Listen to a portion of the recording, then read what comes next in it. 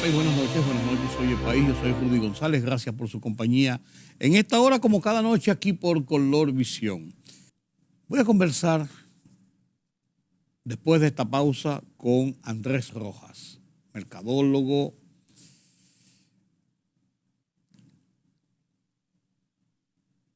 consultor, catedrático universitario, un joven de esos valores que tenemos en República Dominicana y que analiza a profundidad y está al momento, al día, de la marcha de nuestra economía, de nuestra situación social, de todo lo que tiene que ver con la sociedad dominicana. Con él converso después de la pausa.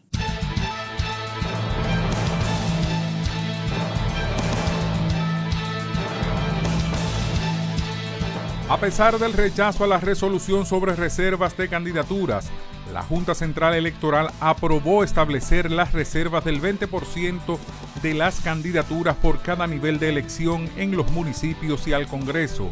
El órgano electoral indica mediante resolución 13-2023 que los partidos podrán reservar 6 de las 32 candidaturas en el nivel senatorial, 38 de 190 diputaciones, 32 de las 158 alcaldías, 233 de las 1.164 regidurías, 47 de las 235 directores de distritos municipales, así como igual cantidad para los subdirectores y 147 de los 735 vocales. Los partidos de la Liberación Dominicana, Fuerza del Pueblo y el Reformista Social Cristiano mantienen su rechazo a la misma. El Ministerio de Educación registra en las escuelas y liceos públicos del país 1.422 estudiantes embarazadas en el año escolar 2022-2023, de las que 113 lo están a causa de violación y otras 30 por incesto. De acuerdo a datos del organismo, hay 4.059 estudiantes en uniones tempranas, 3.697 que son madres y 1.440 padres. El delincuente haitiano Mikeson Yeye Feng, quien según la justicia de su país pertenece a una de las más peligrosas bandas criminales en Haití, fue apresado en el kilómetro 10 de la autopista Duarte, próximo a Carrefour, en Santo Domingo Este, y fue entregado a la policía haitiana a través de la base de gestión coordinada de la frontera en el punto fronterizo de la provincia Elías Piña.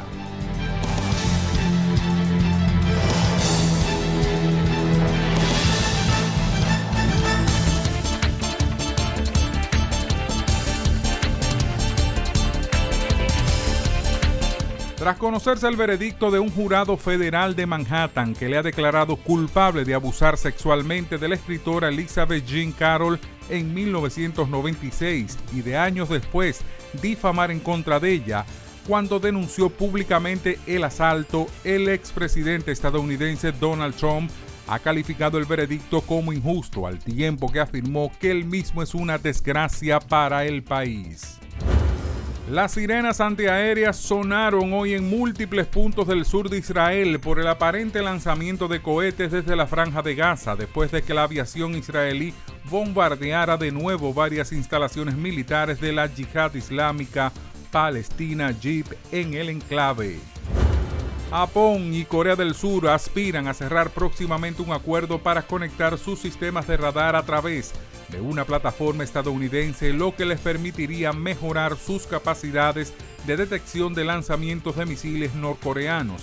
El acuerdo supondría que los sistemas de radar y de comando, además del control de empleados por las fuerzas de autodefensa del ejército de Japón y de las tropas estadounidenses estacionadas en el territorio nipón, intercambiarán datos en tiempo real con el ejército surcoreano y con las fuerzas de Estados Unidos en ese país.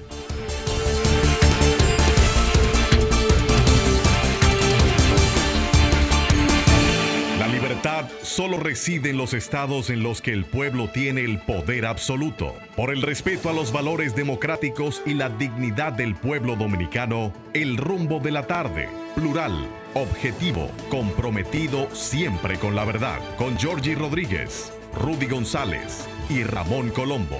Los poderosos ya están en el aire.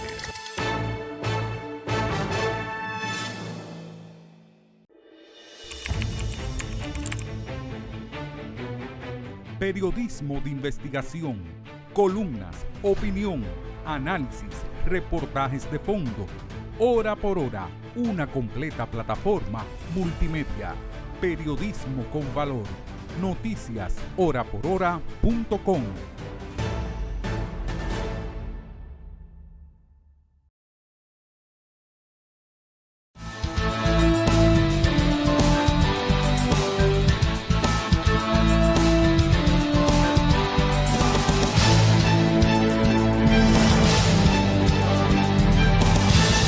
Gracias por continuar con nosotros aquí en Oye País. El tema de la economía en República Dominicana es un tema vital. Y lo hemos dicho muchas veces, o sea, todo gira en el entorno de la economía. Si hay abundancia, los problemas sociales se minimizan y los problemas políticos se dirigen a otro campo. Cuando hay escasez, se agudiza todo. Cuando vivimos toreando las situaciones, entonces estamos a la expectativa. ¿Qué puede venir mañana o la semana que viene o el mes que viene? El año 2022 concluyó con las tasas de inflación, con tasas de crecimiento, con tasas de algunos récords que se establecieron, con el cobro de impuestos en las aduanas, en la Dirección General de Impuestos Internos, etcétera, pero también con déficits en la aplicación de medidas en otros renglones de la economía. Un renglón importante de esto es que el renglón de la construcción pasó a ocupar uno de los primeros lugares, si no el primero, durante varios años en cuanto a la responsabilidad del crecimiento de la economía. Incluso desplazó a las telecomunicaciones en un momento determinado, cuando el boom de las telecomunicaciones, y todo el mundo andaba con una cuestión de hasta con dos. Te encuentras con el paletero de la esquina y anda con dos. Entonces, el boom de las telecomunicaciones, pero ya ese renglón tenía que llegar a un punto donde está más estancado y entonces las construcciones tomaron el primer lugar.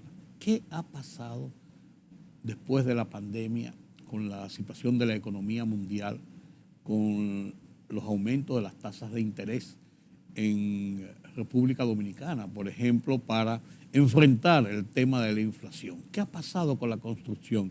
Y el año pasado se redujo considerablemente. Converso esta noche y comparto con ustedes sus comentarios, sus opiniones con un joven profesional mercadólogo, administrador de empresas, catedrático universitario, Andrés Rojas, quien nos ha cedido esta oportunidad para ver qué está pasando en este mundo y en este mundo de la economía y el movimiento cotidiano en República Dominicana. Buenas noches, gracias por acompañarme. Don Rudy, muchísimas gracias, muy buenas noches. Un privilegio de nuevo poder sentarme con usted y tener este conversatorio de temas que son tan interesantes para nuestro país y para nosotros como ciudadanos en particular. ¿Qué en tu opinión, qué ha pasado con el tema construcción? Porque mucha gente se queja de que ahora le ha aumentado todo, pero eso, las autoridades dan una serie de factores por lo que ha aumentado, pero hay otra gente que entienden que es desproporcional. ¿Cómo puede esto afectar a una industria en progreso como es la construcción? Sí, usted en la introducción hablaba sobre el tema economía a nivel general, de cómo impacta en los bolsillos de la gente, cómo se ve en términos de abundancia o en términos de escasez. Y vamos a hacerlo desde un método deductivo, vamos a partir de lo general y vamos a lo específico. Perfecto. Primero, en pandemia hubo una crisis sanitaria, hubo una crisis económica global. Pero luego de la pandemia entonces entramos en una crisis geopolítica por los conflictos bélicos entre dos países que ya hace un año aproximadamente. No, tenemos un año. Tenemos un año. Ahora en febrero. Que entramos en ese chisme, ¿verdad? Como decíamos aquí. Sí, pues un chisme peligroso. Es un chisme peligroso que puede tener connotaciones globales, puede impactar de manera global las economías de todos los países. Primero porque son países con altos índices de incidencia en los temas de petróleo, gas licuado y alimentos, como el caso de Ucrania, con soya y otros granos, cereales, que son muy importantes para producir otros alimentos en el mundo. Entonces, luego de la pandemia, cuando creemos que vamos a entrar en un ciclo de recuperación, viene este conflicto bélico, político además, entre estos dos países, que genera un ambiente de mayor incertidumbre. Sin embargo, en el caso específico de República Dominicana, hemos sido uno de los países que de hecho ha sido admirado por la forma en la que pudimos abrir después de la pandemia y también la recuperación de la economía, una de las más rápidas que se logró en la región de América Latina y el Caribe. Entonces, eso trajo como consecuencia inflación a nivel mundial. Todas estas cosas que mencionamos en la introducción trajeron como consecuencia niveles de inflación a nivel mundial en los índices de precios, tanto de alimentos como de los commodities, como de los combustibles, como del precio de las casas, de las rentas, la canasta básica, en fin, a nivel general. Entonces, nosotros fuimos impactados, no fuimos la excepción. Y eso se reflejó mucho en el sector vivienda, como usted lo mencionó al inicio, en la industria de la construcción, que estuvo impactada por esos factores que generaron alza en los precios de los materiales y también en el nivel de inflación en el que nuestra economía se vio abocado bajo esas circunstancias. De modo que, después de esos factores externos, nuestro país, de manera interna, ha tomado medidas, como el caso de políticas restrictivas que el Banco Central desde el año pasado comenzó a tomar. ¿Qué son políticas restrictivas? Cuando las tasas de inflación llevan una tendencia alcista que pueden llegar a grados inmanejables, los bancos centrales de los países deben tomar medidas para reducir ese ritmo de crecimiento de la inflación. Y eso se logra reduciendo el nivel de circulante, de flujo de efectivo. Como dicen, retiran dinero. Retiran dinero. Y la gente lo dice en lenguaje popular, oye, no hay circulante, no se ve el peso. No hay cuarto. Pero eso científicamente, técnicamente, tiene una lógica. Y es que se incrementa el precio del dinero, es decir, el valor del dinero, que son los intereses, para hacer que le sea menos atractivo a la gente tomar prestado para consumir, para gastar. Y eso reduce circulante en la economía cotidiana. Pero se refleja en renglones importantes, como el caso de la construcción de que yo te hablaba. Correctamente, y allá vamos. ¿Qué sucedió en la construcción? Como usted bien lo dijo en la introducción, es el segundo rubro más importante, ya lo hemos dicho en otros programas que hemos participado con usted. La construcción es el segundo rubro del PIB de la República Dominicana, representando históricamente el 10%, pero hasta hace unos 2 años era el 15%. Sí, eso había aumentado bastante. Exactamente. Si ponemos eso en perspectiva, solo la industria de la construcción en República Dominicana es más grande que la economía de Bahamas, es más grande que la economía de Jamaica, es más grande que la economía de Haití casi. Es decir, que es una industria importante después del turismo. Solamente esa industria. Solamente esa industria. Sin embargo, ¿qué pasó?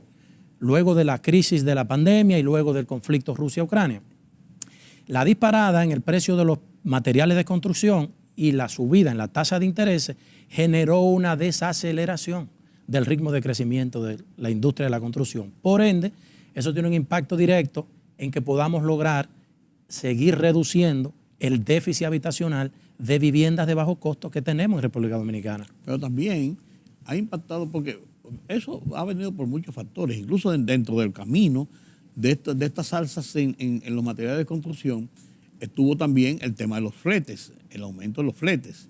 Y no solamente el aumento, sino la oportunidad de las importaciones, los embarques, los traslados en tiempo importante, sí. Primero. Y segundo también,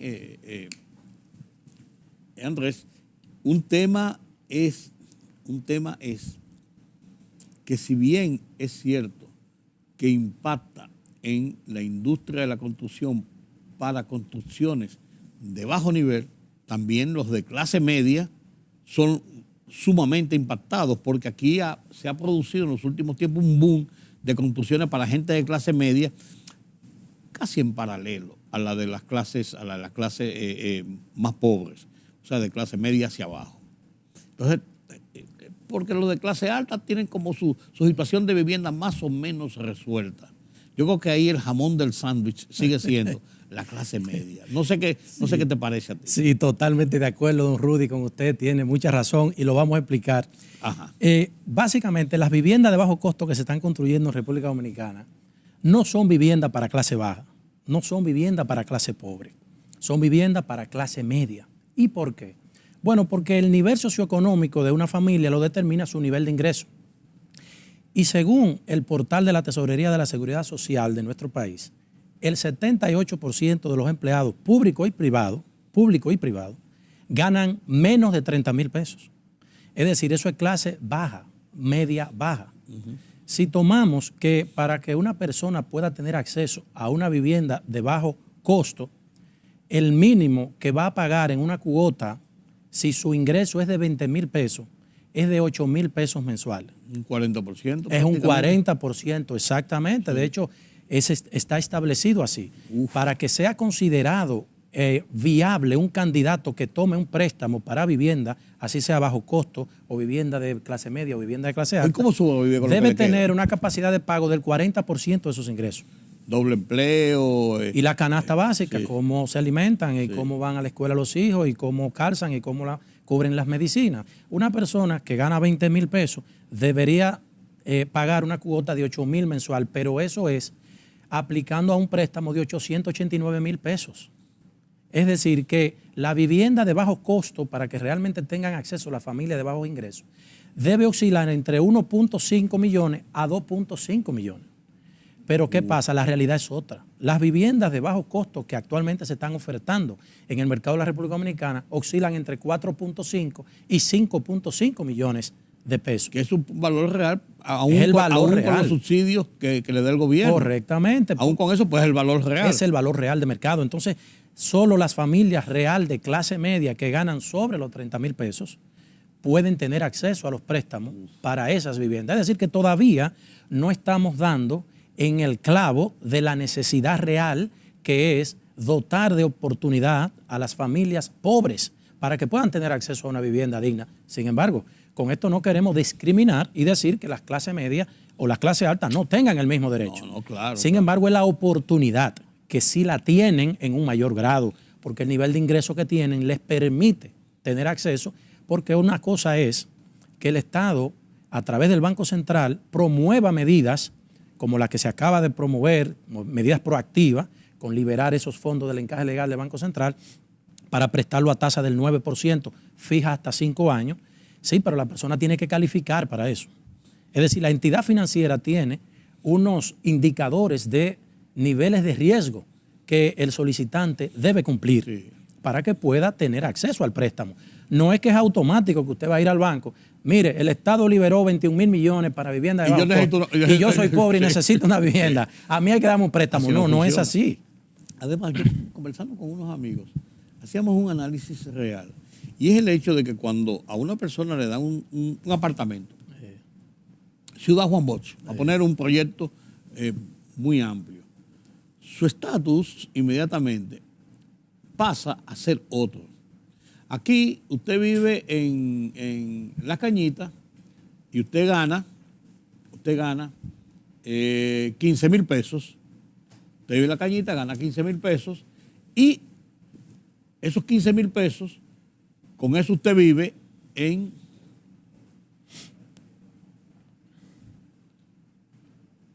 un estado de pobreza, sí, pero de pobreza sostenible, sí, para ponerlo así.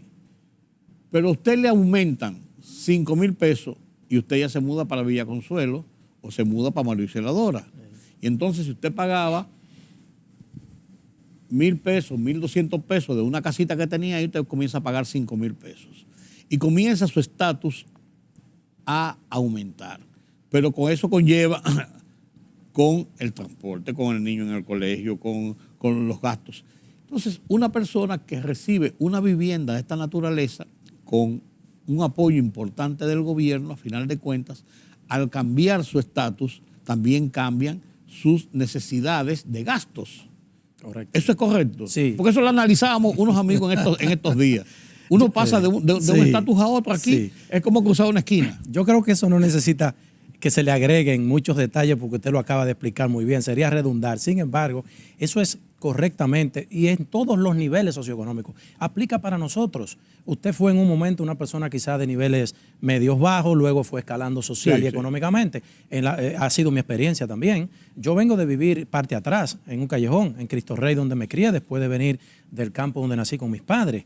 Pero a través de la educación, la formación en el hogar y el enfoque de mis padres y de mis hermanos en que yo tuviera acceso a estudiar, a educarme y a formarme, bueno, pues eso me fue dando la oportunidad de ir teniendo mejores empleos, de ir ganando mejores salarios, pero en la medida en que eso fue ocurriendo, mis necesidades de vida también fueron cambiando, porque hay un estatus ya que tú debes ir adquiriendo y tus actividades cotidianas van a requerir de otra estructura económica, correcto, de movimiento, de vestuario, de dónde van tus hijos a la escuela o a un colegio, de si vas a comer o no vas a comer en un día en un restaurante, que eso no aplica para ese nivel de gente todavía, pero son estilos de vida aspiracionales, que es un derecho para todo el mundo. Eso te iba a decir, es un derecho para todo el mundo. Es la visión que uno tiene. Si la gente trabaja y se esfuerza, debe tener el derecho a eso. Claro. ¿Qué es lo que pasa en los países desarrollados? La gente trabaja duro, así sean niveles obreros, clase obrera trabajadora. Uno lo ve con la familia de uno cuando va a Estados Unidos.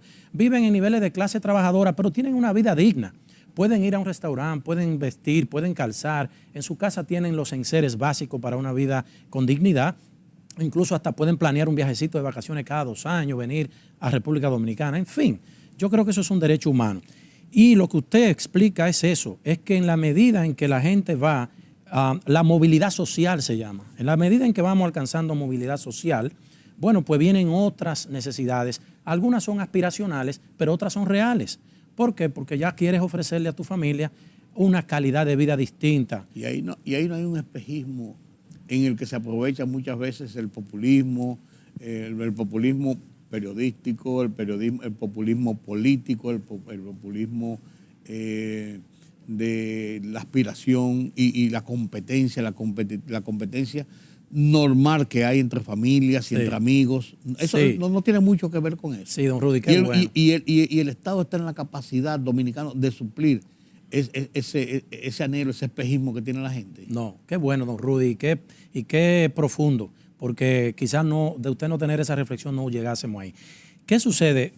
Esto es tan antiguo que hasta en la Biblia, en un momento Jesús dijo a uno de los discípulos que le estaba cuestionando sobre algo, que por qué se estaba derramando un perfume tan costoso en los pies de Jesús para hacerle un ritual. En vez de vender eso y entregárselo a los pobres para que comieran, Jesús le dijo, aguanta, ustedes siempre van a tener pobres con ustedes, pero yo no estaré todo el tiempo con ustedes. Es decir, si partimos desde ahí, siempre existirán personas en niveles de pobreza, porque en los sistemas humanos, políticos, va a ser imposible eliminar la pobreza de manera total. Ese es el equilibrio de la sociedad. Ese es el equilibrio, es un balance. Sí. Lo que sí se le debe permitir a las personas es que tenga la oportunidad de alimentarse, un techo donde no mojarse, aunque sea pequeñito, o que se lo ganen fruto de su trabajo. Pero es populismo, don Rudy, cuando vemos a los políticos decir, en el próximo cuatrenio vamos a eliminar la pobreza en este país. Todo eso es mentira. Claro. No hay forma, no es viable por un tema de recursos financieros, por un tema logístico y por un tema de naturaleza.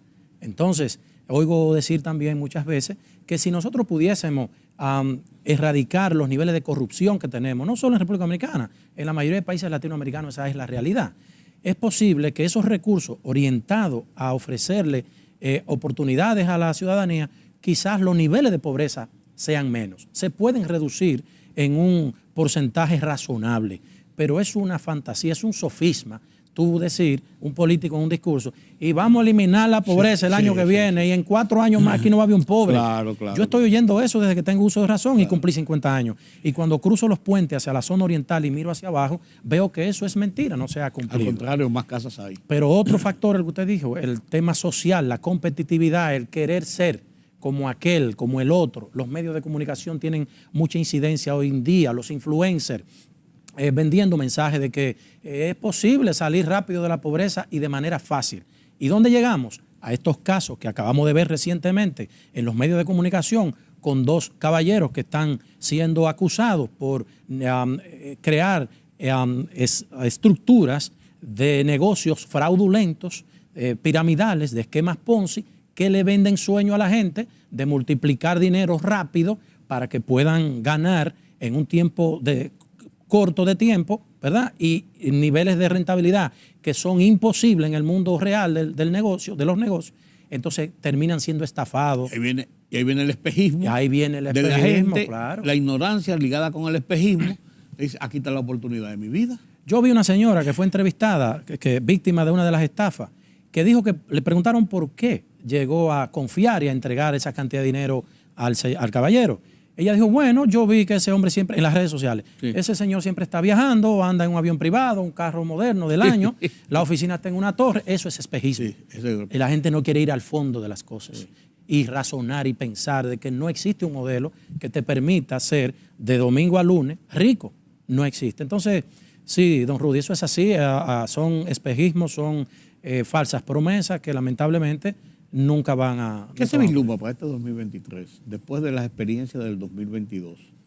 Y el tema de la construcción lo tenemos ahí en el tintero todavía.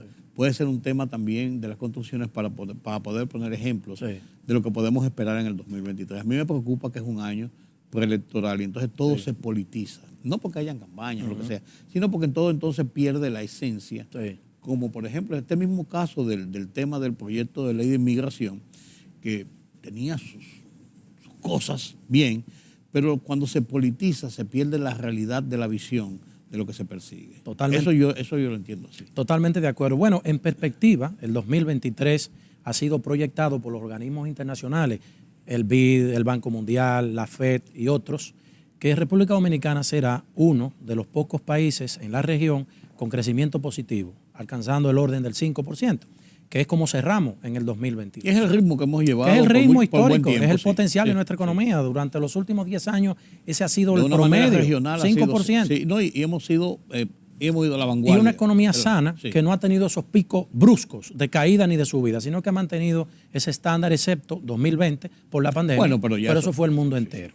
¿Qué sucede? Bueno, con esa perspectiva, eso ha generado confianza a los inversionistas, tanto inversionistas de capital de extranjero directo, que invierten en estructura, en hoteles, en edificios, en otro tipo de inversiones de bienes raíces en República Dominicana, en comercio.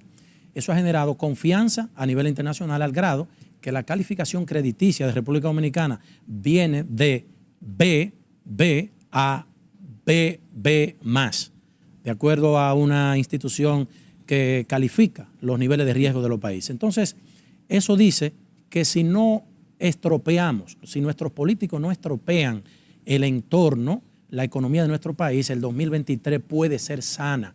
Incluso los niveles de inflación nuestros se espera, porque terminamos el 2022 con 7.5, 7.8. El objetivo del gobierno es terminar para este año entre un 4 a un 5% de niveles de inflación. Ya anunció el Banco Central que durante el mes de enero, que fue el primer mes medido ya este año, tiende a la baja. Eso es correcto. Entonces, viendo esos indicadores macroeconómicos que son los que uno puede utilizar para proyectar si una economía entrará en crisis o se ve que cercano va a tener una debacle o se mantendrá sana, nosotros tenemos unas proyecciones muy positivas, pero usted agregó un factor que puede incidir. Es un año preelectoral y nosotros no tenemos esa institucionalidad tan fuerte como Europa, Estados Unidos, que sin importar que sea un año preelectoral o electoral, las cosas tienen que seguir su ritmo. Aquí no.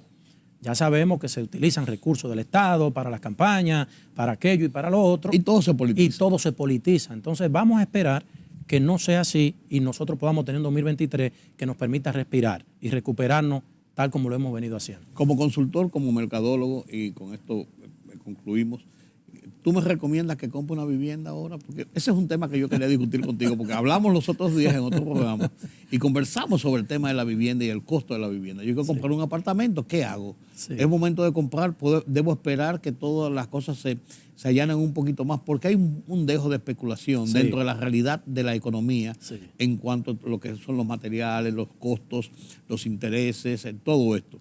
Pero también hay un dejo de especulación, eso de que el costo de reposición de qué.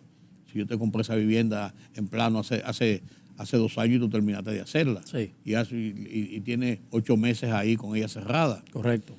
Hablábamos eso en otro de sus programas hace unos días. Su pregunta, bueno, yo no quiero que usted tome mi recomendación como palabra de Dios. No, pero uno pone una aquí y después saca un promedio. He estado estudiando mucho en los últimos meses sobre esa tendencia, tomando como referencia el mercado inmobiliario de Estados Unidos y otros mercados de la región de América Latina, pero mercados más grandes como México, Argentina, Chile. No es nuestra realidad, pero hay que tener algunos parámetros de comparación. La recomendación es no, ahora mismo, al día de hoy, porque, bueno, hay incertidumbre todavía sobre qué va a pasar con los temas de las tasas de interés. Hay que esperar los movimientos que va a hacer la FED en Estados Unidos, que es la Reserva Federal, y todos los demás bancos centrales del mundo. De ahí es que parten para poder implantar su política. Es como el faro que indica por dónde van los barcos. Efectivamente. O sea, lo que hace el Banco Central nuestro no es porque fue una decisión nuestra, es que hay que ver primero qué va a hacer Estados Unidos, que es la economía de la que más dependemos y es la más cercana a nosotros como potencia. Número 2, se espera una recesión económica de China y de Estados Unidos para finales de este año, que eso pudiera también impactar de nuevo tanto en las tasas de intereses y por ende en la inflación. Entonces, tomar una deuda a largo plazo por un activo, la gente dice, bueno, es que es un activo, es un bien raíz que va a tomar una plusvalía. Sí. Lo que hay que hacer es unos cálculos que no son tan sencillos como tomar una mascota, de cuál va a ser el retorno de mi inversión comparado a los niveles de inflación o de la subida en las tasas de interés que yo voy a tener que pagar en el tiempo por ese dinero. ¿Es una tasa de retorno razonable? Además, ¿cuánto tiempo me voy a endeudar con ese activo? De modo que, igual, el año que viene tenemos un año electoral aquí. Sí. Yo creo que el ambiente, el entorno hoy, yo no compraría, a menos que tengas un exceso de liquidez y diga, bueno, este dinero, para tenerlo en un certificado financiero con una tasa tan baja, compro un activo que puedo rentar. Sin meterme en un préstamo. Sin meterme en un préstamo. Sino directamente, y entonces lo que me voy a ganar me lo está cogiendo en plusvalía. Así sí. Así sí, pero si es endeudarme para entonces comprar una casa con una deuda de 20 años, no sería mi recomendación ahora. Bueno, gracias Andrés Rojas por estos comentarios. Qué bueno conversar con gente joven, progresista, que no está sesgado y que tiene una idea de la realidad de lo que vivimos en República Dominicana. Hemos visto así rápidamente nuestro 2022, nuestra realidad en República Dominicana y algo de lo que nos espera para el 2023. Gracias de nuevo por acompañarnos, Andrés. Gracias a usted, don Rudy. Esperemos que podamos más consecutivamente conversar de hechos, incluso puntuales. Claro que sí, un placer para mí, un honor y muchas gracias por la gentileza. Permítame la pausa.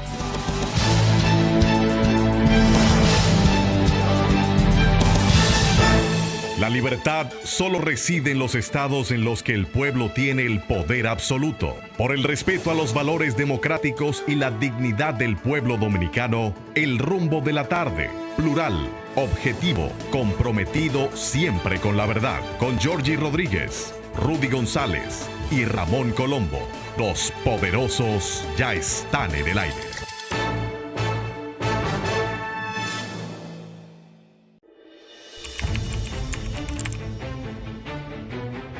Periodismo de investigación, columnas, opinión, análisis, reportajes de fondo.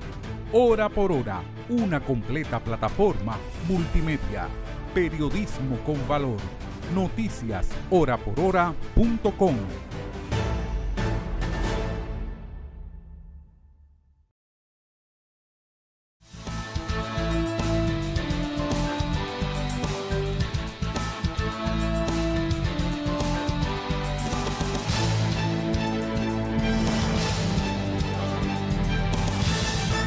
Comparto con ustedes el foro de La Voz de los Estados Unidos de América, a continuación, encabezado por Gonzalo Abarca. Con este trabajo de La Voz de los Estados Unidos de América me despido esta noche y los convoco para mañana nueva vez aquí en Color Visión. Yo soy Rudy González.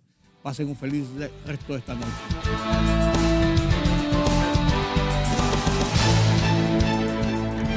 Bien, esta semana se realizó en Denver, Colorado, la primera cumbre de las ciudades de las Américas. El encuentro ayudó a adoptar varios compromisos logrados durante la cumbre de las Américas, realizada en junio del año pasado en Los Ángeles, California. Y ya con nosotros Laura Sepúlveda, quien está precisamente en el centro neurálgico de la cumbre en Denver. ¿Qué tal, Laura? Bienvenida. Laura, ¿cuál ha sido el propósito de esta cumbre? ¿Qué ha destacado el Departamento de Estado como la misión de este encuentro hemisférico? Bienvenida.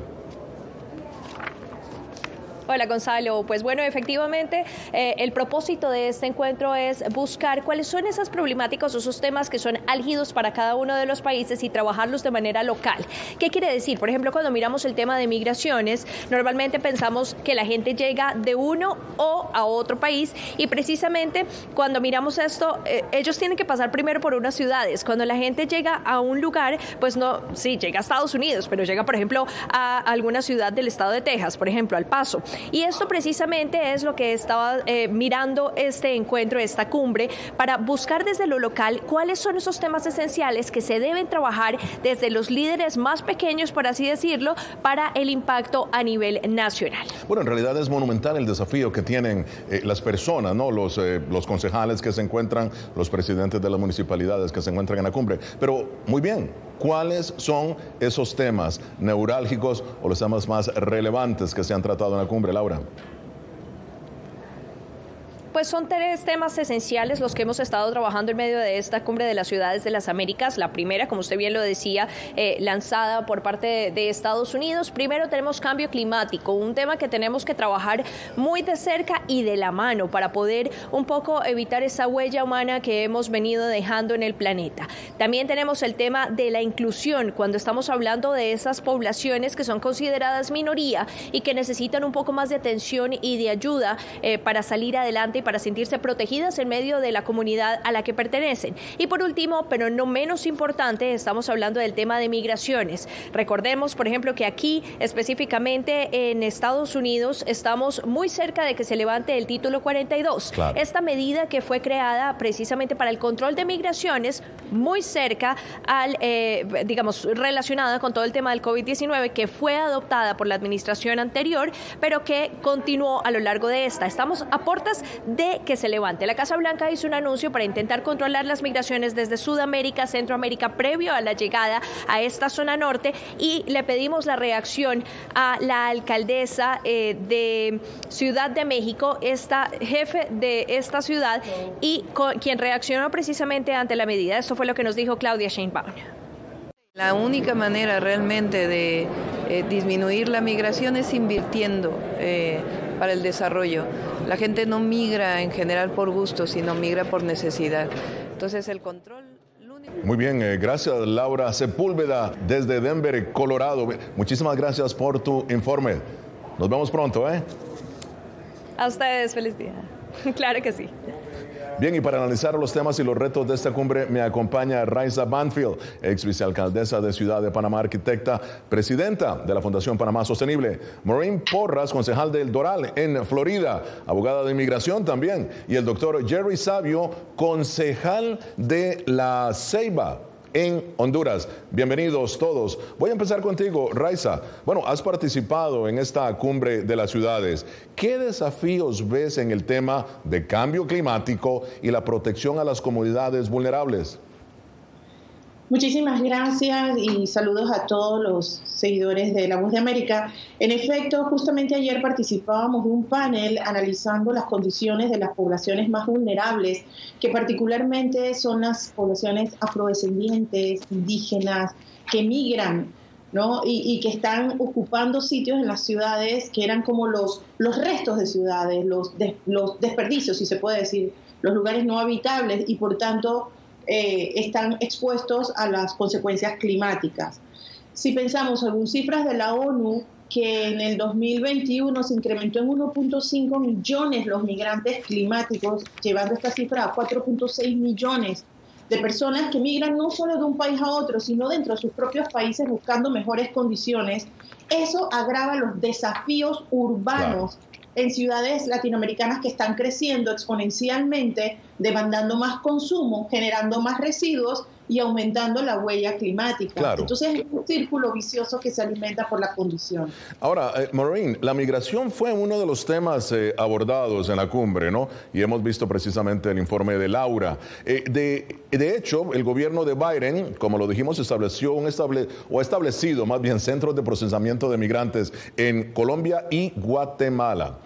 Te digo, la Organización Internacional de las Migraciones dice que en las Américas es el receptor de 59 millones de migrantes. Son cifras impresionantes. ¿Qué pasos deben dar las ciudades para enfrentar adecuadamente el tema de migración? Bueno, de nuevo es un placer estar con ustedes. Sí, mira, como abogada de migración y alguien que ha estado en esta área de migración por más de 14 años, puedo decir que esta administración ha implementado y ha tenido iniciativas que son muy buenas para reducir el flujo de inmigración aquí en los Estados Unidos y también para combatir la migración donde empieza, que es en las ciudades afuera de los Estados Unidos.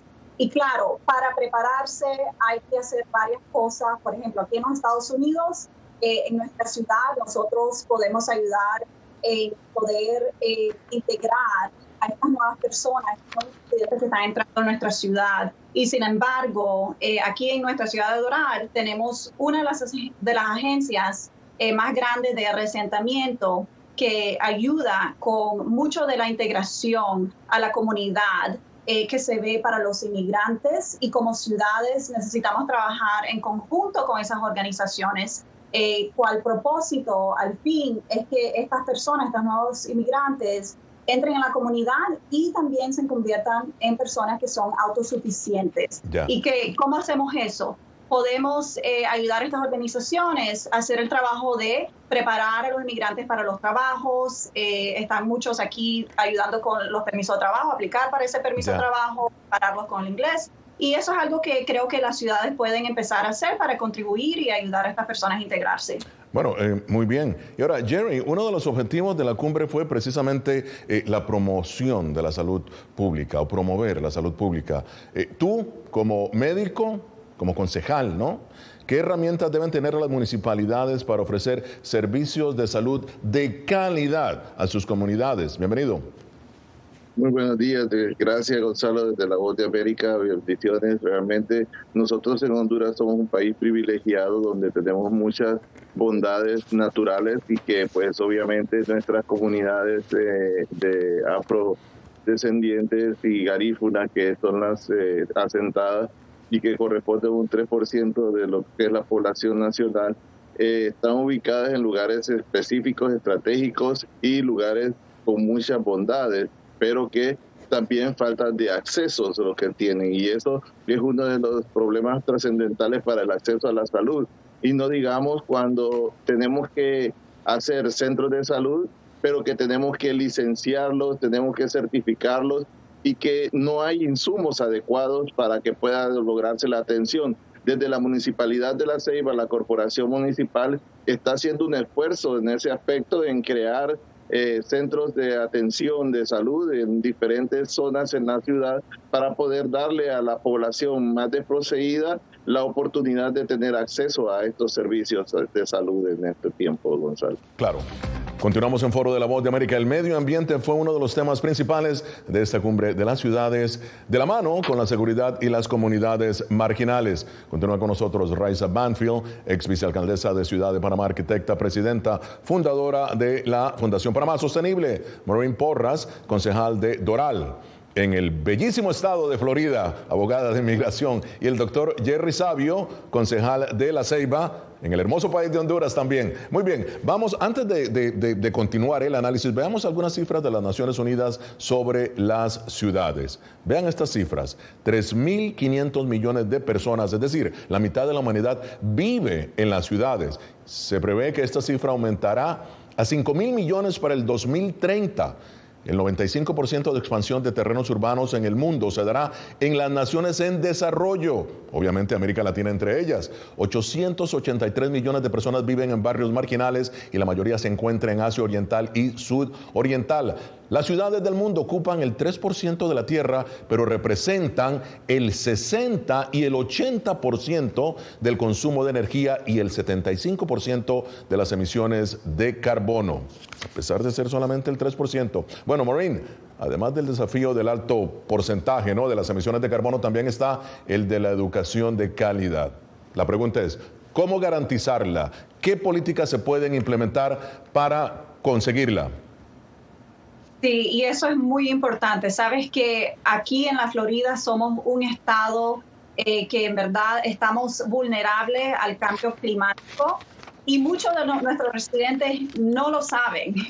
Obviamente lo experimentan cuando hay un huracán, cuando hay inundaciones, pero en verdad tenemos que hacer más para poder educar a nuestros residentes.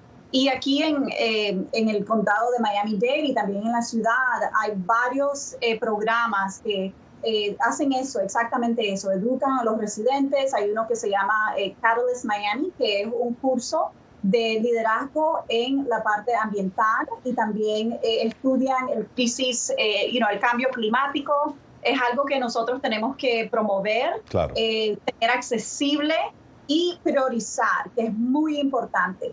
Claro, en adición a las políticas y las iniciativas que podemos adoptar como una ciudad, que van a ser leyes verdes. Claro, y lo importante es que viene precisamente de las comunidades, no es con ayuda también del gobierno federal, pero es la comunidad en sí en donde se está organizando para enfrentar esta situación. Ahora, Jerry, fíjate, las fuentes de trabajo y salarios dignos, ¿no? Es un tema también difícil para las ciudades. La pregunta es, ¿cómo lograrlos en medio, muchas veces, de economías que sufren desaceleración?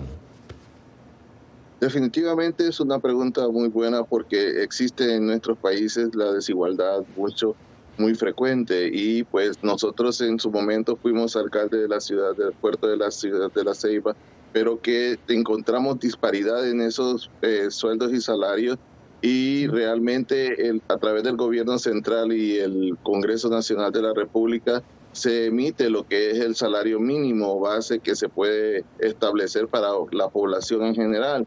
Y de ese salario mínimo depende lo que son los diferentes salarios de la siguiente población.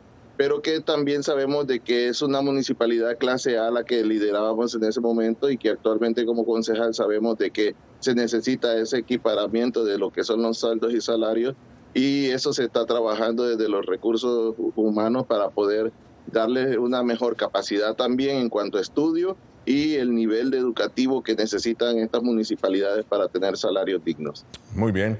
Raiza, se mencionó también en la cumbre que el cambio climático afecta más ampliamente a las minorías en el hemisferio. ¿Por qué? O sea, ¿cuál es la relación que hay entre ellos? La relación es la inequidad. Un poco lo que mencionaba el concejal anteriormente. O sea, los niveles de acceso económico también te representan dónde vas a vivir. Y normalmente si vas a vivir en sitios inundables, en sitios que se deslizan, porque no tienes acceso a buena infraestructura, a buena vivienda, entonces vas a vivir en sitios más vulnerables. Panamá, por ejemplo, es uno de los países más desiguales del mundo, es el sexto en el mundo y el primero en Centroamérica, un país que tiene un canal, líneas de metro, rascacielos, centros financieros, pero tenemos una inequidad enorme, no porque no haya riqueza, sino por su mala distribución.